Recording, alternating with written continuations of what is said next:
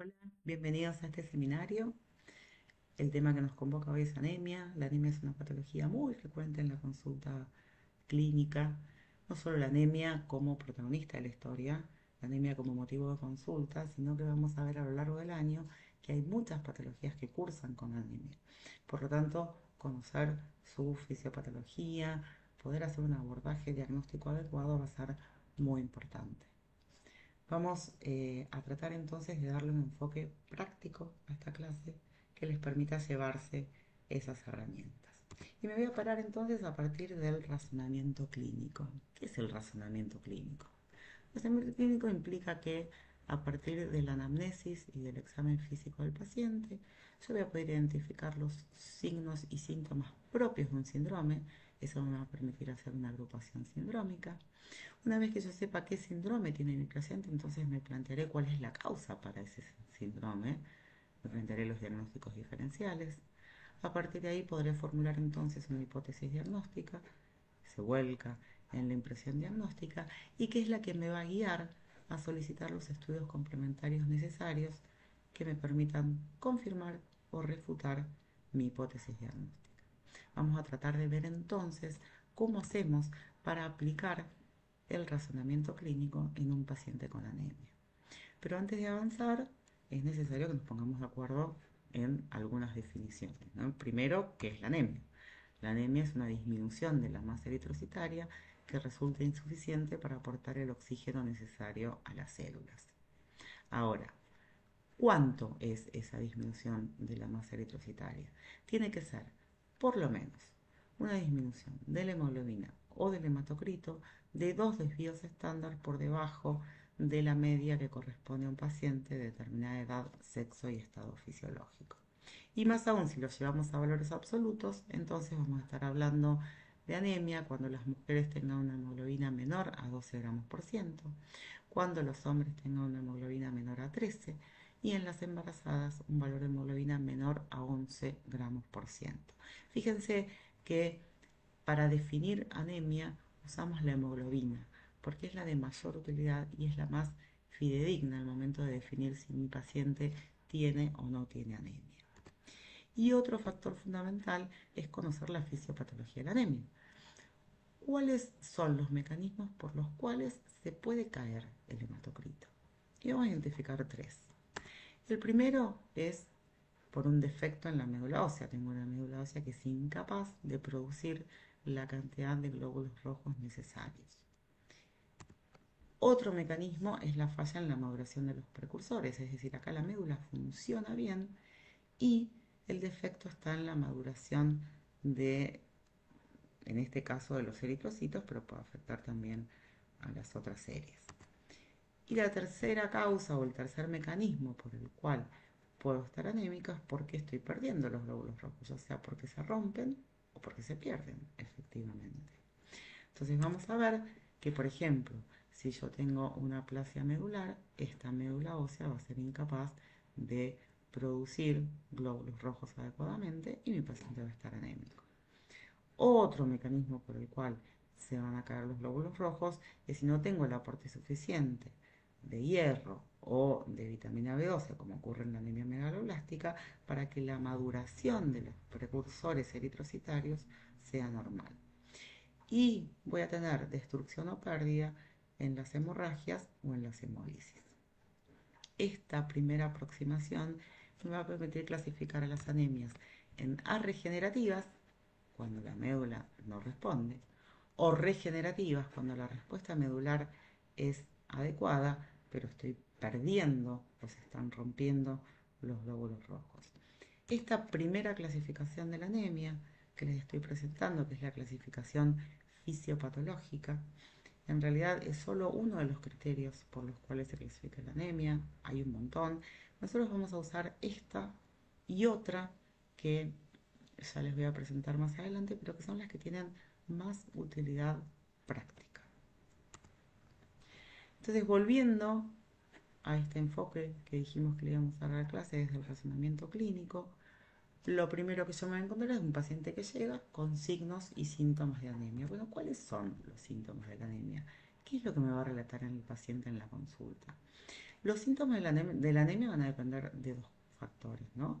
Por un lado, de la hipoxia tisular, los tejidos no están recibiendo suficiente oxígeno, dijimos, y por otro lado, va a haber síntomas que van a depender de los mecanismos compensatorios que se van a desencadenar frente a esta situación de hipoxia tisular. ¿De qué se va a quejar el paciente? El paciente va a estar asténico, es uno de los síntomas que vemos más frecuentemente, es una astenia que en general es progresiva, puede tener disnea, puede tener palpitaciones, irritabilidad, insomnio, es frecuente la cefalea, la dificultad para concentrarse, la fatigabilidad muscular y los calambres musculares. Y acá dice que hay síntomas secundarios a complicaciones. Eh, si el paciente que tiene anemia es un paciente anioso, que tiene insuficiencia cardíaca, la anemia puede ser una causa de descompensación de la insuficiencia cardíaca y ser esa la manifestación clínica que trae al paciente a la consulta. Ahora, estos síntomas, ¿son siempre iguales en todos los pacientes? Pues no. Hay factores que van a determinar la severidad de los síntomas. ¿De qué depende la severidad de los síntomas? Bueno, una es la edad del paciente, la tolerancia al mismo nivel de hemoglobina no va a ser lo mismo en un paciente joven y sano que en un paciente añoso y que tiene alguna patología de base, alguna comorbilidad. El estado de salud previo es lo que dijimos recién, si tengo un paciente que tiene alguna patología de base, un paciente con cardiopatía isquémica, seguramente va a tolerar peor la anemia que un paciente joven y sano. La velocidad con la cual se instala la anemia. Pasa mucho que, sobre todo en las formas de anemias crónicas, lo vemos en las anemias ferropénicas, en la talasemia, que son anemias que tienen una instauración muy lenta y progresiva, que el paciente tiene hematocritos muy bajos con síntomas mínimos. Y esto es porque se van adaptando y porque van tolerando niveles de hemoglobina más bajos. Y otra que también es fundamental es cuál es la enfermedad que causa la anemia. No es lo mismo que yo tenga un paciente de 20 años que es vegano y está anémico porque está recibiendo un aporte insuficiente de nutrientes que un paciente que está cursando un síndrome linfoproliferativo. Entonces las manifestaciones clínicas de la anemia van a estar acompañadas o a veces incluso enmascaradas por los síntomas de esta enfermedad linfoproliferativa, que son los que van a predominar. ¿Y qué voy a encontrar al examen físico? Lo más característico es la palidez. Y a veces es lo único que encuentro, solo la palidez. La palidez de piel y mucosas. Ahora, ojo con la palidez en la piel. Si el paciente tiene tez oscura, si el paciente está bronceado, yo puedo no detectar la palidez en la piel. Entonces, ¿dónde la voy a buscar? En las mucosas. Acá vemos que muestra las conjuntivas hipocoloreadas, que en general ahí es bastante fácil de ver, y eh, también hay que ir a mirar el lecho ungueal, que es un lugar bastante fiel para mostrarnos la palidez. Si el paciente está embolizando, puede presentarse con ictericia, puede estar taquicárdico, puede tener hipotensión ortostática, me puedo encontrar con soplos sistólicos disectivos funcionales, de un paciente que está hiperdinámico, ¿no? Que no son estructurales. Cuando se corrige la anemia, se corrige el soplo. Y vamos a ver que según el tipo de anemia que presenta el paciente, también va a haber algunos signos clínicos específicos que vamos a ir viendo más adelante. Esto es muy importante. Los pacientes que se presentan con una hemorragia aguda, un paciente que viene con una hemorragia digestiva, un paciente que tuvo un accidente y tiene una ruptura de vaso, por supuesto que yo no me voy a encontrar con todos estos signos clínicos eh, propios de la anemia. En realidad, en estos pacientes lo que va a predominar son los síntomas hemodinámicos. Es un paciente que va a estar hipotenso, que va a estar taquicárdico, que va a estar sudoroso, que puede estar socado. Entonces, los síntomas del paciente con anemia aguda poshemorrágica no van a ser los síntomas de la anemia crónica, sino que van a ser los síntomas hemodinámicos los que predominen.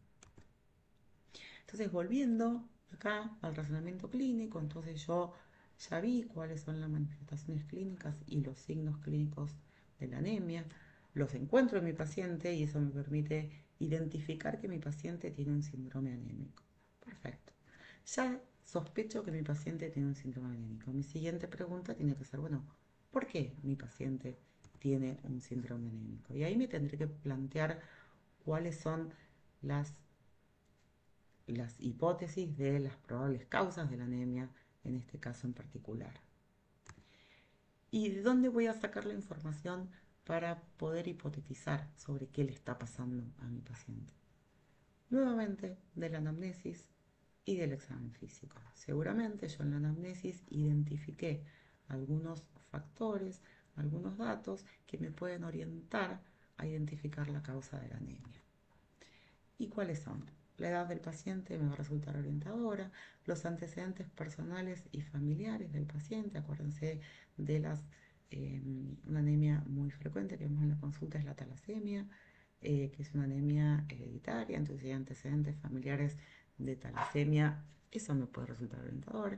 Si el paciente tiene antecedentes de enfermedades autoinmunes o de tiroiditis y estoy frente a una anemia megaloblástica, podré sospechar una anemia perniciosa. Los hábitos alimenticios del paciente son muy importantes, el consumo de alcohol, el alcoholismo es una causa de anemia. El veganismo, tengan en cuenta en los pacientes jóvenes que cada vez es más frecuente que se vuelque al vegetarianismo o al veganismo, a veces conscientemente y a veces con algunas imprudencias que los llevan a tener anemias por déficit de vitamina B12 o de hierro, que son las más frecuentes.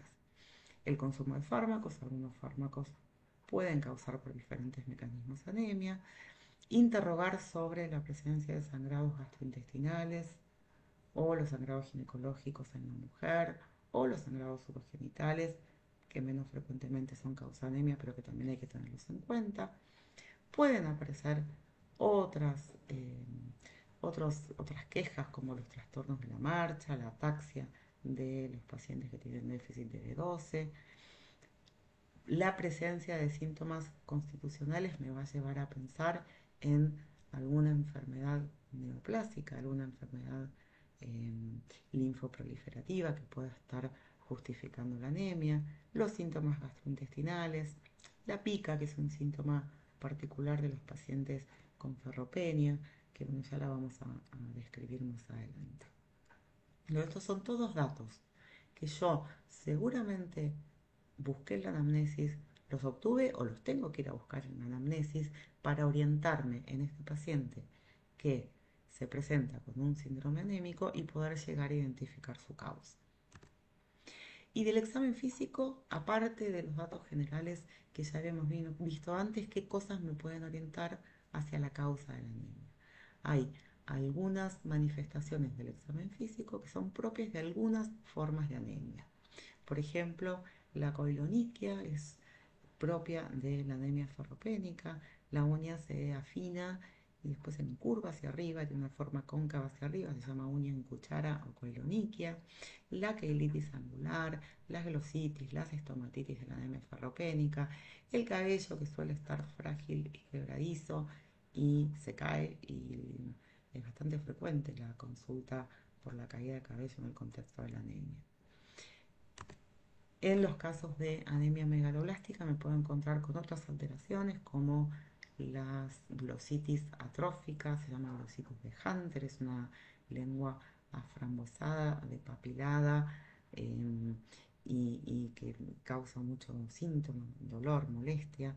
Es la ataxia sensorial que tienen los pacientes que en el contexto de déficit de vitamina B12 que tenemos en la anemia megaloblástica eh, tienen una desmielinización del cordón medular posterior con alteración de la sensibilidad vibratoria y que los lleva a esta marcha atáxica.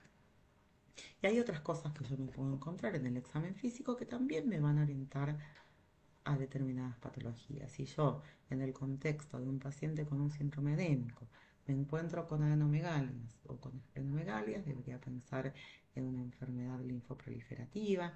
Es muy importante que busque masas abdominopélvicas, teniendo en cuenta que las pérdidas digestivas y las pérdidas ginecológicas son las causas más frecuentes de anemia ferropénica.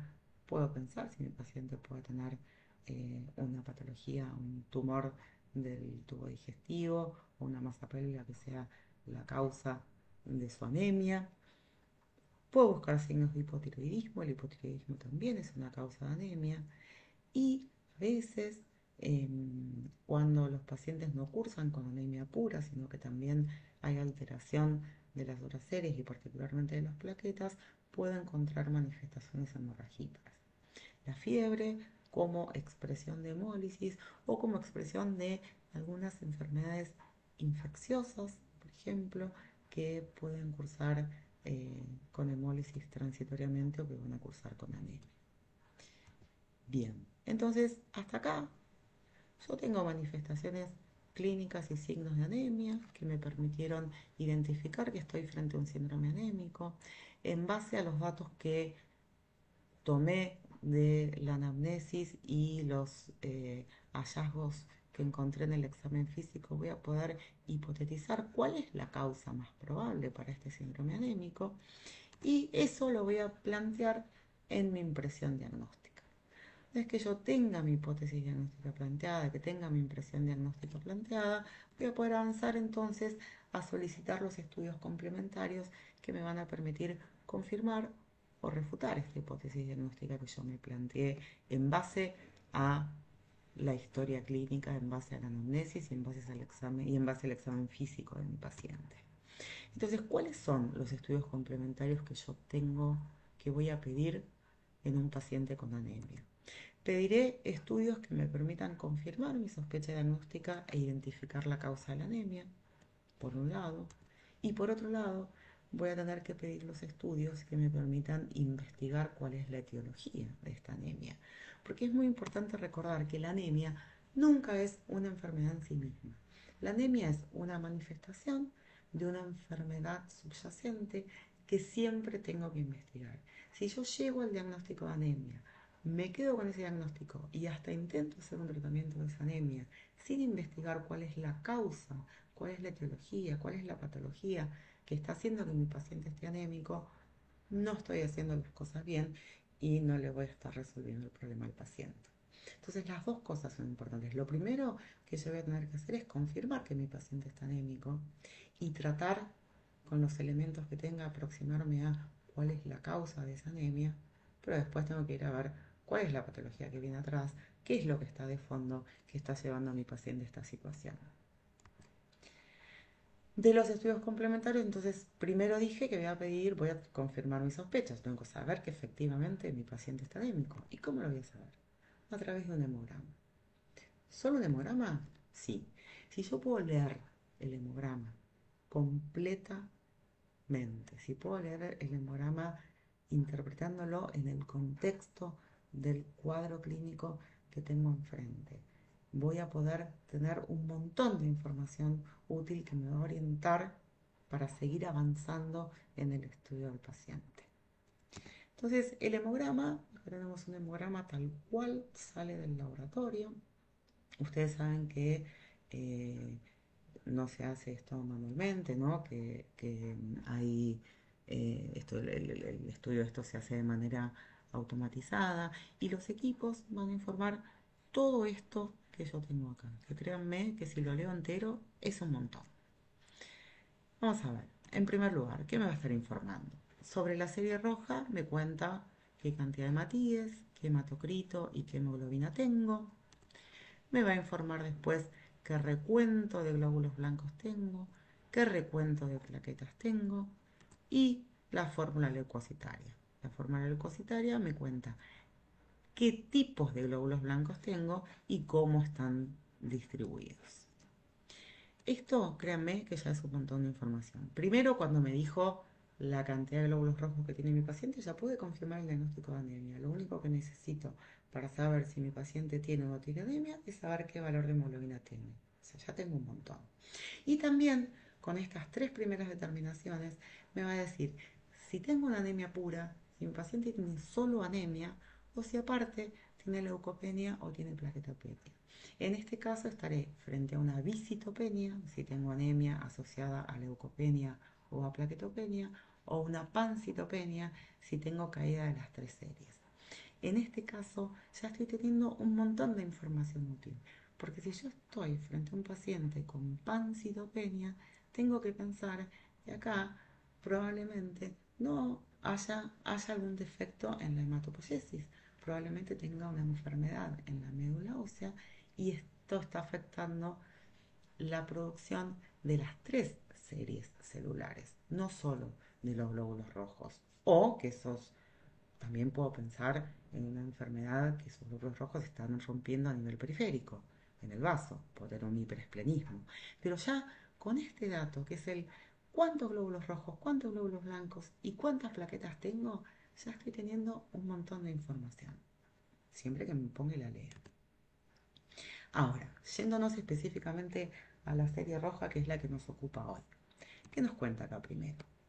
¿Qué cantidad de glóbulos rojos tenemos? Hace un recuento de glóbulos rojos que los cuenta en millones por milímetro cúbico. Préstenle atención a las unidades, ¿no? Porque no es lo mismo cualquier cosa. Entonces, es muy importante también prestar atención a las unidades. Me va a decir cuántos millones de glóbulos rojos tengo por milímetro cúbico. Me va a decir qué hematocrito tengo. ¿Qué es el hematocrito? Es la cantidad de sangre total que está compuesta por glóbulos rojos. Por eso lo expresa en porcentaje. Un porcentaje de esa sangre total está constituida por glóbulos rojos. Y me va a contar qué hemoglobina tengo, que de última es la que necesito para, de acuerdo a la definición que dimos de anemia, para hacer el diagnóstico de anemia.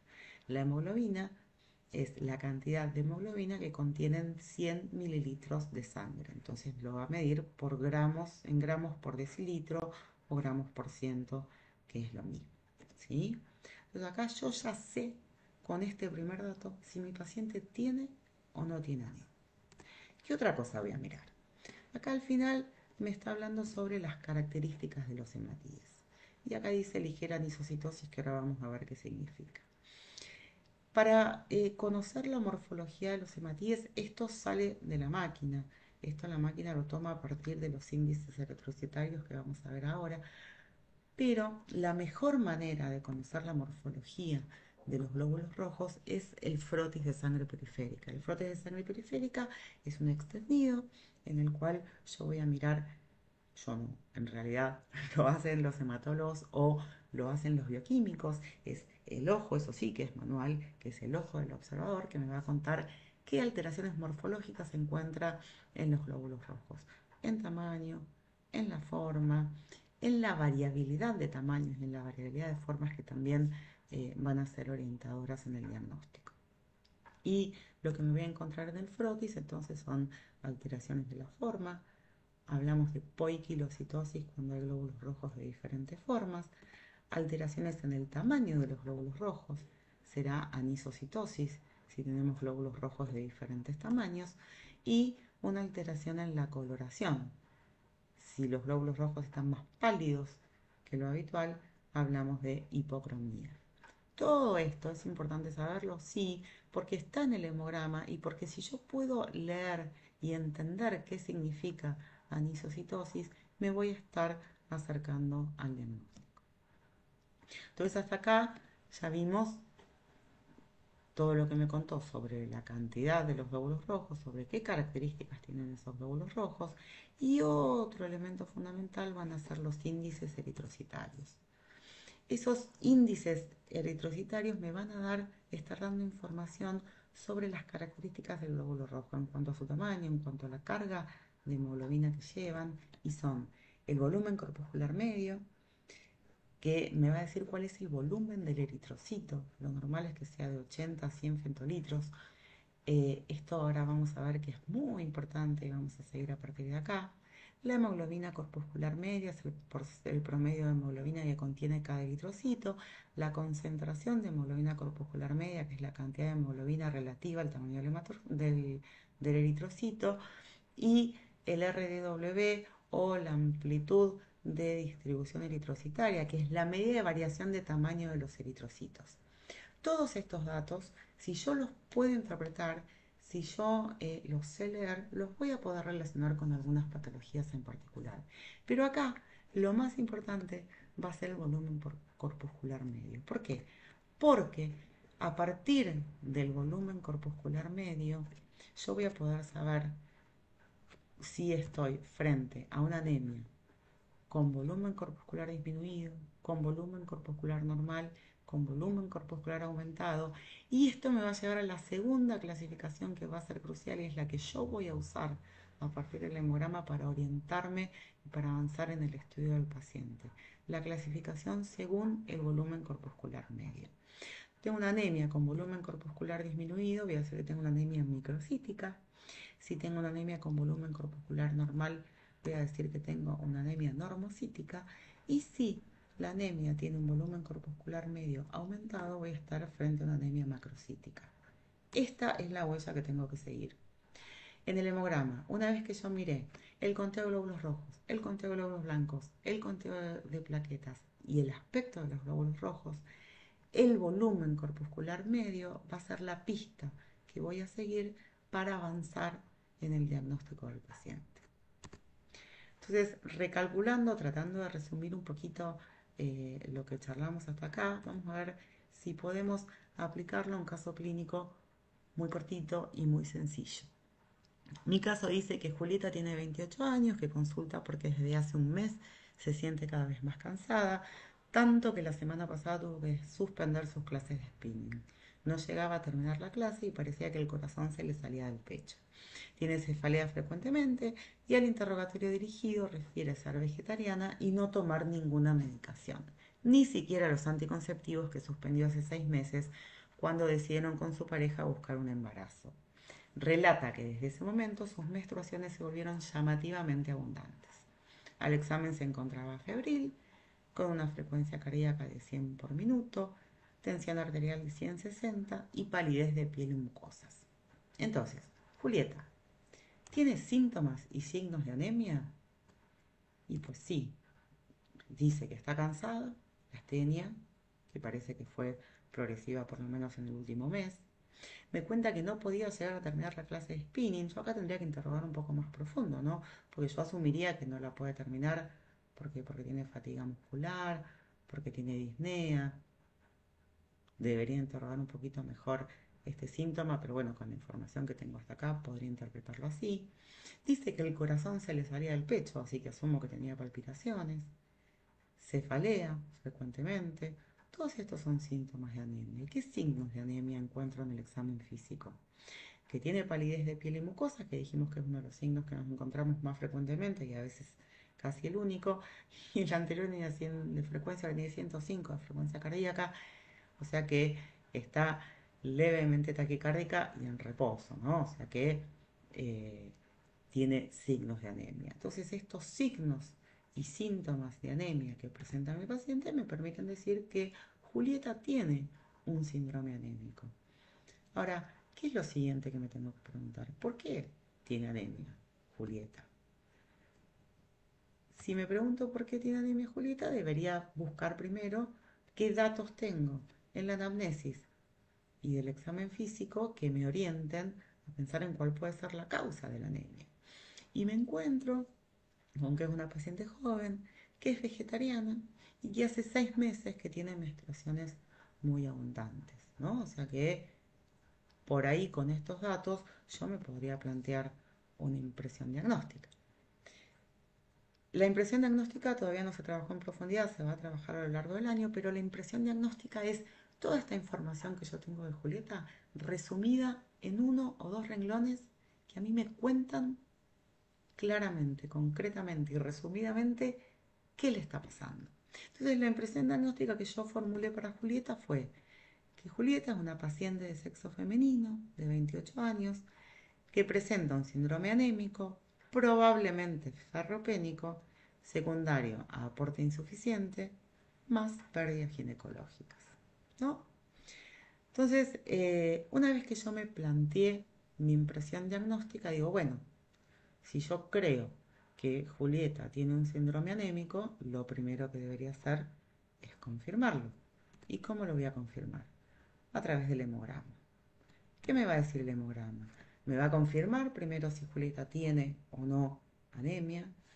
Me va a permitir descartar si tiene anemia pura o si tiene compromiso de alguna de las otras series celulares, si tiene leucopenia o si tiene plaquetopenia asociada, y me va a hablar del aspecto de los glóbulos rojos, que como vimos antes, si yo sé leer ese último renglón que me habla sobre las características de los glóbulos rojos, voy a tener un montón de información útil. Y me va a plantar frente a un escenario, yo voy a ir a mirar el volumen corpuscular y voy a saber si estoy frente a una anemia microcítica, normocítica o macrocítica. Y es esa la guía que voy a usar para avanzar en el estudio.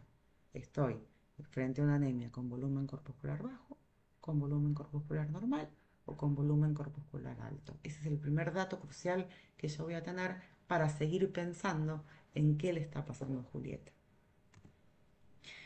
Anemia microcítica. O sea, ¿qué pasa si me encuentro con anemia con volumen corpuscular bajo? ¿Cuáles son las causas más frecuentes de anemia microcítica? La ferropénica, la talasémica y la de los trastornos crónicos. La sideroblástica también, pero no es de las que vemos en la consulta clínica por lo menos. Entonces, si yo estoy frente a una anemia microcítica, una anemia con volumen corpuscular bajo, ¿cómo haría para diferenciar entre estos tres tipos de anemia que son por ahí los que más frecuentemente me voy a encontrar? Las diferencio a través de los índices ferrocinéticos. Los índices ferrocinéticos son los que me permiten estudiar el metabolismo del hierro. ¿Cuáles son?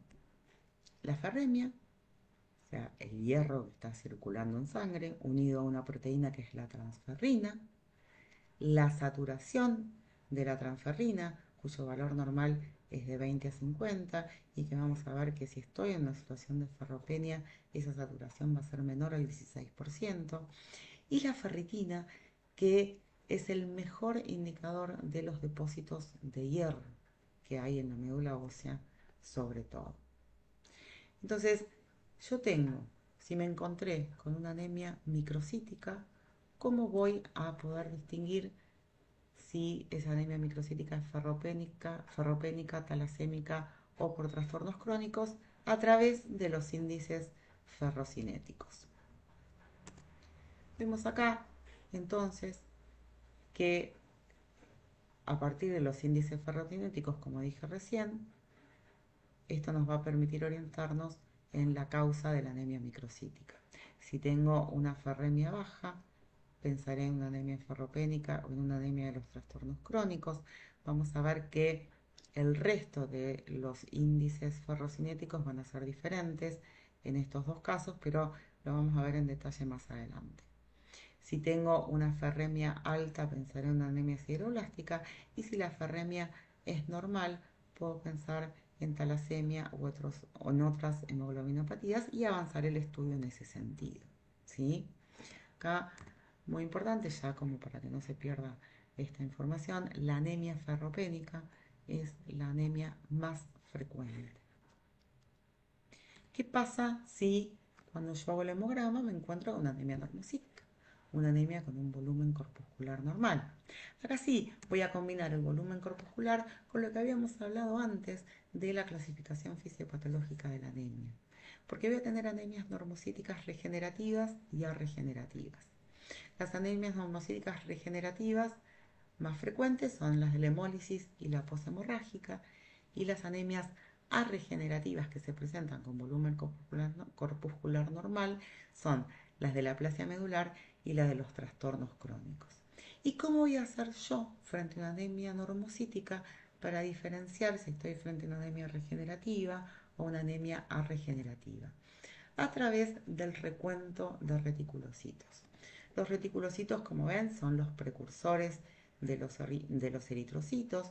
Cuando estoy en una situación en la que la médula está compensando, está trabajando más porque está regenerando glóbulos rojos, voy a tener un aumento de los reticulocitos circulando.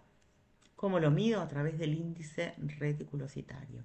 Ese índice de una fórmula que es esta, que en realidad no tenemos que saber la fórmula, pero sí tenemos que saber que el índice reticulocitario me indica qué porcentaje de los glóbulos rojos que están circulando son reticulocitos. Cuando tengo un índice menor a 2, estoy frente a una anemia arregenerativa. En cambio, cuando estoy con una anemia regenerativa, cuando tengo una médula ósea produciendo glóbulos rojos a full, voy a tener un índice reticulocitario mayor, entre mayor a 2 y mayor a 3 en general.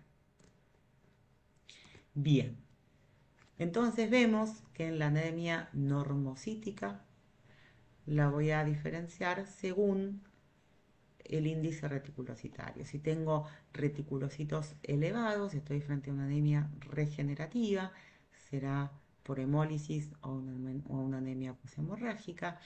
Y si los reticulocitos son normales o bajos, en general en las anemias de los trastornos crónicos los reticulocitos son normales, pero van a estar bajos en el caso de que haya una alteración de la médula ósea como una aplasia, una mielodisplasia o una infiltración medular. ¿Y qué pasa con la anemia macrocítica? La anemia de volumen corpuscular alto.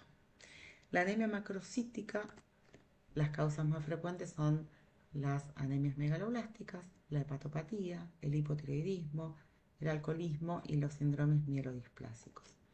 Vamos a ver acá que una forma de clasificarlas en realidad es con megaloblastos y sin megaloblastos. La anemia megaloblástica, que se debe a un déficit de vitamina B12, secundaria a anemia perniciosa, a las gastrectomías, van a cursar con megaloblastos en sangre o en la médula ósea y o en sangre en realidad, o puedo tener macrocitos sin megaloblastos, como ocurre en el hipotiroidismo, en el alcoholismo y en las hepatopatías.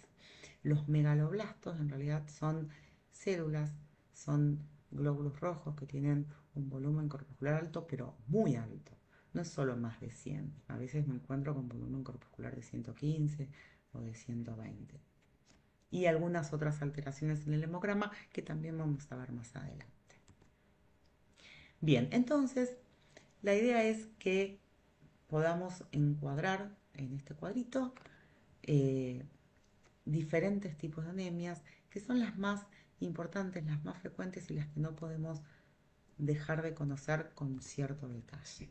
Elegí la anemia ferropénica, la anemia de los trastornos crónicos, la anemia megaloblástica y la anemia hemolítica. Vamos a ver que cada una de estas anemias tiene algunas características clínicas, algunas características de laboratorio que le son propias y que me van a permitir orientarme en el diagnóstico. Vamos a comenzar con la anemia ferropénica porque es la más frecuente y vamos a ver que más allá, siempre asumiendo que el paciente tiene las manifestaciones generales del síndrome anémico, hay otras que son propias de cada uno de estos tipos de anemia. En la anemia ferropénica, por dispepsia, por la misma ferropenia, por disfagia secundaria a membranas esofágicas, glositis, estomatitis, keilitis. En esta anemia ferropénica es más frecuente la irritabilidad, el insomnio, esos trastornos suelen ser más frecuentes en la anemia ferropénica. La pica, que es la avidez por comer cosas que no sean alimentos, hielo, tierra, un síntoma que la verdad es que yo no vi con mucha frecuencia, pero bueno, que es propio de la ferropenia, ¿sí?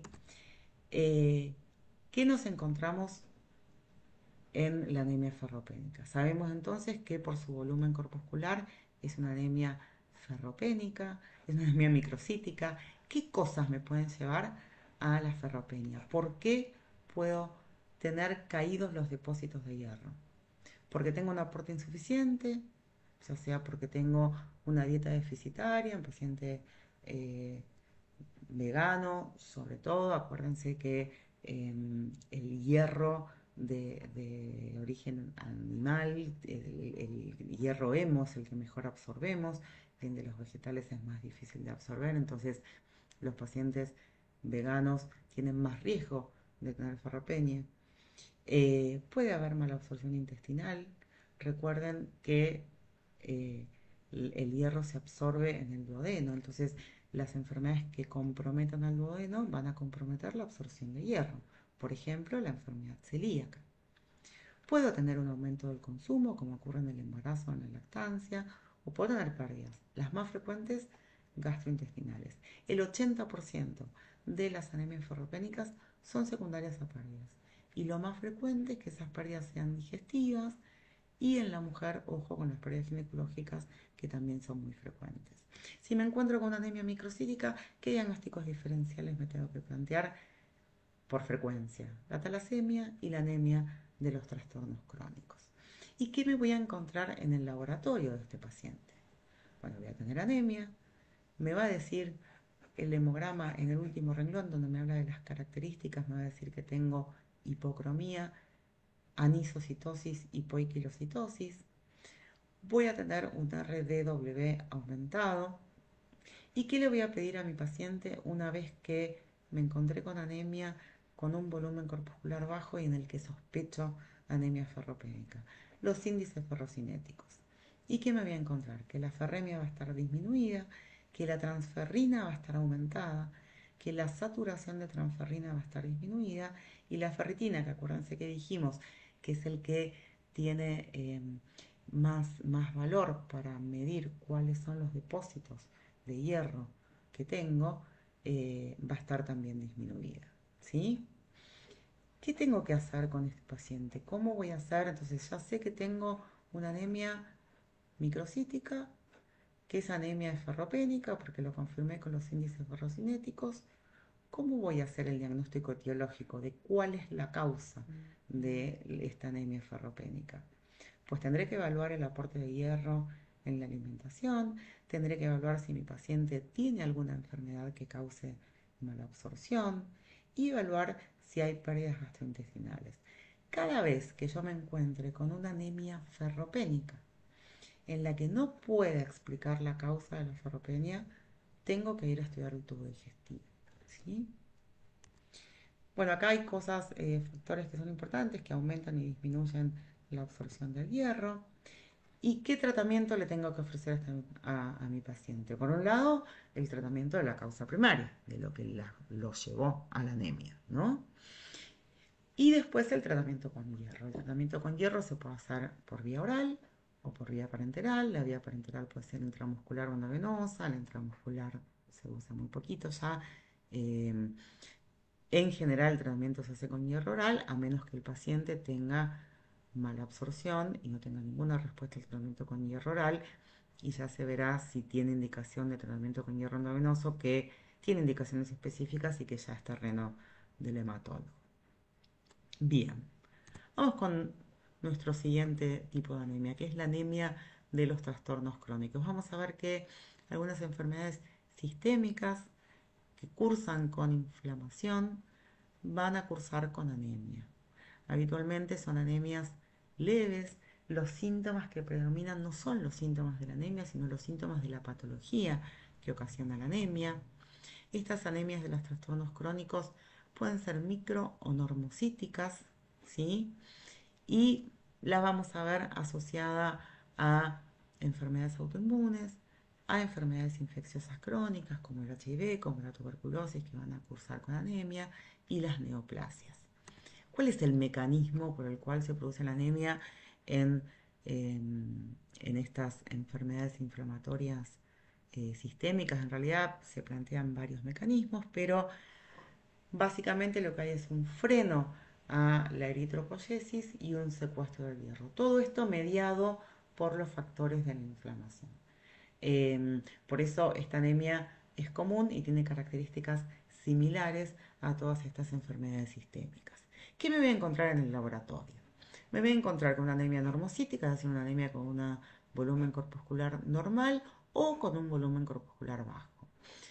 Ojo que cuando el volumen corpuscular es bajo, tengo que ver, y eso siempre lo tengo que tener en cuenta, que las diferentes formas de anemia a veces se combinan. Entonces tengo un paciente con anemia por enfermedad crónica, pero que también tiene ferropenia y por ahí lo voy a tener que ir a buscar. El RDW es normal. ¿Y qué pasa acá con los índices ferrocinéticos? En realidad, la carga de hierro es normal, el paciente no está ferropénico. Por eso la ferritina es normal o incluso puede estar aumentado porque la ferritina es un reactante de fase aguda. Pero tiene una eritropoyesis ferropénica, es decir, el hierro que tiene no lo puede utilizar adecuadamente. La ferremia puede estar disminuida o puede estar normal. La transferrina suele estar normal o disminuida y la saturación de transferrina también suele estar normal. A diferencia de la ferropenia, en la que vimos que uno de los criterios para definir ferropenia es que tenga la saturación de transferrina por debajo de 16. ¿Cómo voy a hacer el diagnóstico etiológico? En realidad, lo que tengo que evaluar es la patología que origina la anemia. Y el tratamiento de la anemia y los trastornos crónicos es el tratamiento de la enfermedad de base. No tiene un tratamiento específico. Muy bien, vamos entonces con la anemia megaloblástica. La anemia megaloblástica es una anemia de instalación gradual, lenta, larvada. Los pacientes pueden llegar a valores de hematocrito muy bajos con muy pocos síntomas, justamente porque es una anemia que se va desarrollando muy lentamente. ¿Cuáles son los síntomas, manifestaciones clínicas específicas de la anemia megaloblástica? Puede haber parestesias, puede haber trastornos de la marcha. Acuérdense, esto es secundario a que esta anemia habitualmente es secundaria al déficit de B12 y cuando falta B12 también está afectada la síntesis de mielina y los pacientes hacen un síndrome cordonal posterior y aparecen alteraciones de la sensibilidad vibratoria y los pacientes desarrollan estos trastornos de la marcha. Puede haber glositis, una glositis muy particular, una glositis atrófica con una lengua depapilada, aframbuesada, que es la que vimos en la foto del principio. Y como vimos al principio que cuando vimos la fisiopatología de las anemias, que cuando faltan los factores de maduración, si bien la médula produce, normalmente puede haber una eritropoyesis ineficaz y entonces esos glóbulos rojos se van a romper y este paciente puede tener subictericia como consecuencia de la eritropoyesis ineficaz. Entonces, anemia megaloblástica, tenemos una anemia macrocítica. En el caso de la anemia megaloblástica con un volumen corpuscular muy alto, que a veces es de 115 o 120, ¿a qué se debe? Al déficit de vitamina B12 y de ácido fólico. ¿Y esto por qué puede suceder? Por un aporte insuficiente. Acuérdense que la vitamina B12 solo está disponible en los alimentos de origen animal, con lo cual los pacientes veganos sí o sí tienen que estar suplementados con vitamina B12, si no estos pacientes tenemos garantía de que van a tener un déficit de vitamina B12, porque están tomando alguna medicación que puede interferir metabólicamente eh, con la absorción o con la utilización de la vitamina B12. La anemia perniciosa es como el caso eh, típico de la anemia megaloblástica. ¿Se acuerdan que la absorción para la absorción de la vitamina B12 es necesario, comienza en realidad en el estómago, ¿no? Con las células parietales que producen el factor intrínseco. El factor intrínseco se une a la vitamina B12 y se absorbe en el intestino delgado a nivel del ilion terminal. En la anemia perniciosa lo que tenemos es un déficit de factor intrínseco y al no tener factor intrínseco esa vitamina B12 no se puede absorber. Otro factor que puede afectar la absorción de vitamina B12 es el consumo prolongado de inhibidores de la bomba de protones y también si yo tuve una gastrectomía, una cirugía del tubo digestivo, me sacaron medio estómago, entonces también va a estar afectada la absorción de la vitamina B12. ¿Sí? ¿Qué me voy a encontrar en el laboratorio? Me voy a encontrar con macrocitosis. Estos pacientes suelen tener compromiso también de la serie blanca y de la serie megacariocítica, o sea que pueden cursar también con leucopenia y con plaquetopenia o con las tres. Me voy a encontrar con neutrófilos hipersegmentados que son característicos de la anemia megaloblástica. Vamos a ver que los glóbulos rojos tienen forma oval con un punteado basófilo. Y en el laboratorio, como tengo eritropoyesis ineficaz, también puedo encontrar a veces un aumento de la bilirrubina indirecta y un aumento de la LDH.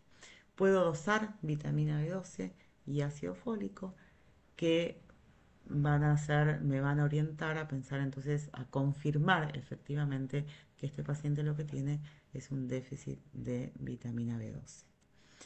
Acá en realidad vamos a ver que Aparte de la anemia megaloblástica, tenemos otras formas de anemia macrocítica que la diferencia es que no me voy a encontrar con algunas de las características típicas de la anemia megaloblástica. En un paciente que tiene anemia en el contexto de un hipotiroidismo, en una hepatopatía, no va a tener probablemente biotricitopenia, voy a tener macrocitosis, pero voy a tener una anemia pura y no voy a tener los neutrófilos hipersegmentados que son característicos de la anemia megaloblástica.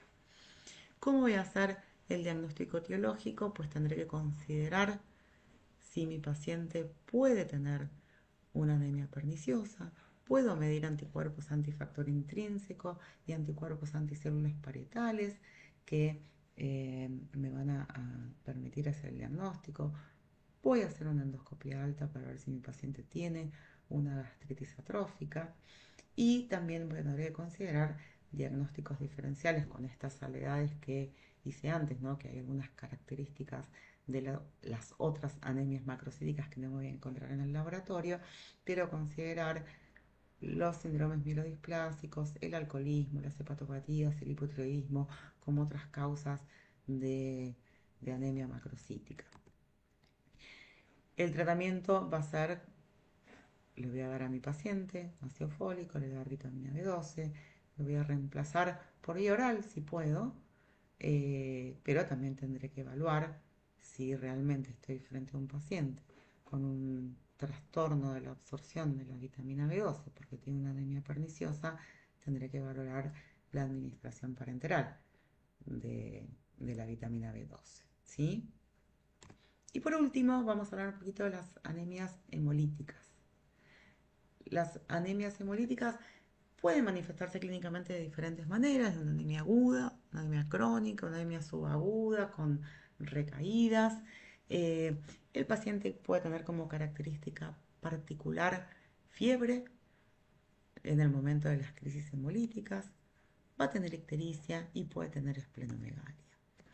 En las anemias hemolíticas es un caso de una anemia normocítica. Me voy a encontrar con una anemia con un volumen corpuscular normal, ¿sí? ¿Y cuáles son las causas que pueden llevar a que esos hematíes se destruyan? Puede haber una destrucción excesiva de hematíes por causas corpusculares, que en general son hereditarias. Corpusculares llamamos a cuando hay trastornos de la membrana o trastornos de la hemoglobina, que predisponen a que esos glóbulos rojos se rompan más fácilmente y estemos frente a una anemia hemolítica. O bien extracorpusculares, que en general son las adquiridas, que podrán ser mediadas o no por anticuerpos. Entonces, tengamos en cuenta acá que los hematíes viven en sangre periférica en promedio 120 días y que la médula ósea continuamente está produciendo hematíes para compensar la destrucción. Cuando estoy frente a una anemia hemolítica, puede pasar que esa médula ósea no llegue a producir la cantidad de glóbulos rojos necesarios para recuperar los que se pierden. Entonces voy a poder estar frente a una anemia hemolítica compensada cuando la producción de la médula ósea alcanza a compensar la destrucción y voy a estar frente a una anemia hemolítica descompensada cuando la médula ósea ya no da abasto y no llego a recuperar los glóbulos rojos que se van rompiendo. En cuanto al laboratorio, me voy a encontrar con un volumen corpuscular normal, normocitosis. La morfología va a ser variable de acuerdo a la causa. Vamos a ver que la forma de los glóbulos rojos me va a orientar hacia diferentes patologías y hacia diferentes hemoglobinopatías. Acá tenemos que no los vamos a describir todos, pero vamos a ver que de acuerdo a la forma que tenga ese glóbulo rojo, yo voy a pensar en diferentes patologías. Tengamos en cuenta, sí, que la anemia hemolítica más frecuente en la práctica clínica es la talasemia, que es una hemoglobinopatía, que es características, las células características son estas con formas de liptocitos, y que va a ser un diagnóstico diferencial que yo me voy a tener que plantear en un paciente con anemia microcítica.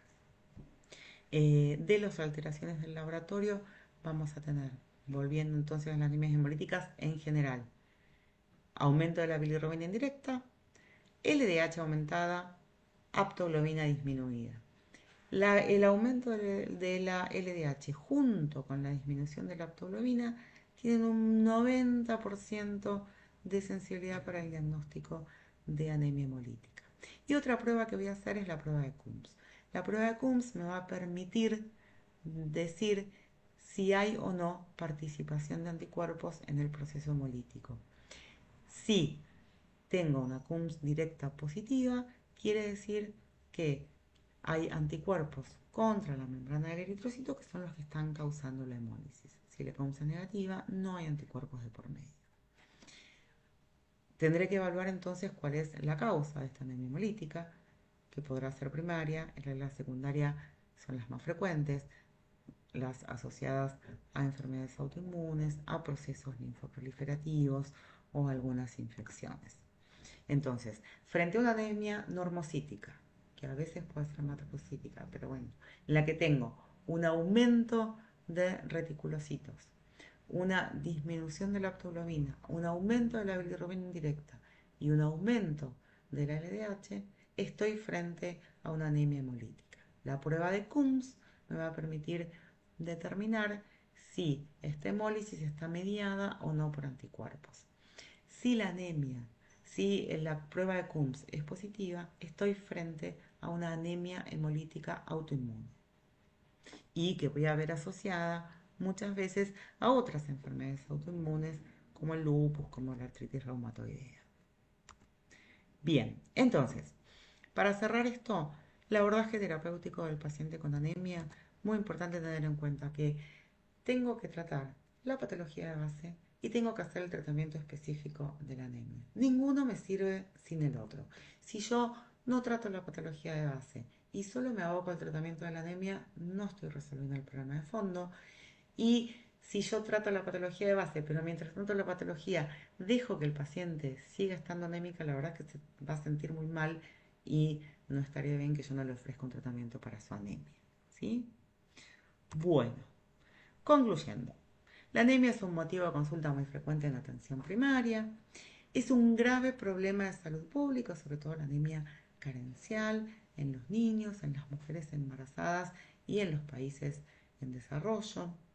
Se estima que una de cada cuatro personas padecen anemia.